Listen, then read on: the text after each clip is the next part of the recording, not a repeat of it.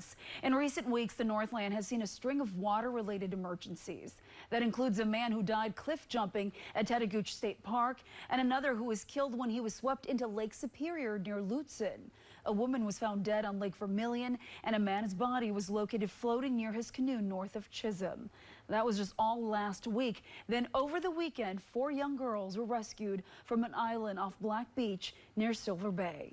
Well, tonight, for the first time, we're hearing from those 4 Coast Guard members from Traverse City, Michigan, who rescued the girls. Northern News Now's Kyrie Johnson shares details of that dangerous and heroic rescue mission.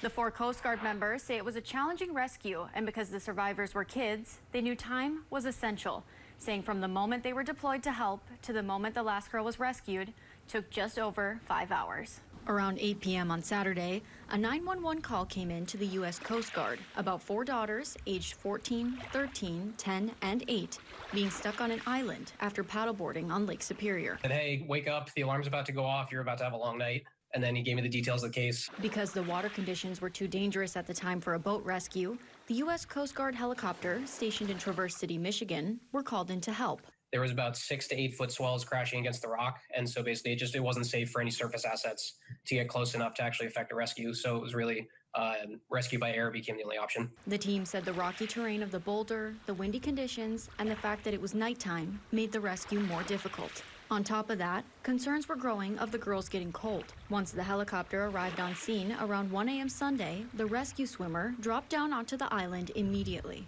I had initially briefed them that the oldest was going to go with the youngest just to make sure that she was okay, and that it was going to be a little bit of a roller coaster ride coming up, and that they were going to be okay in maybe like 10-15 seconds. The rescue crew all agreed. When kids are involved, the entire operation has more at stake. The only thing that I could think of was just I hope I get these girls out of here, and I hope that they're okay at the end.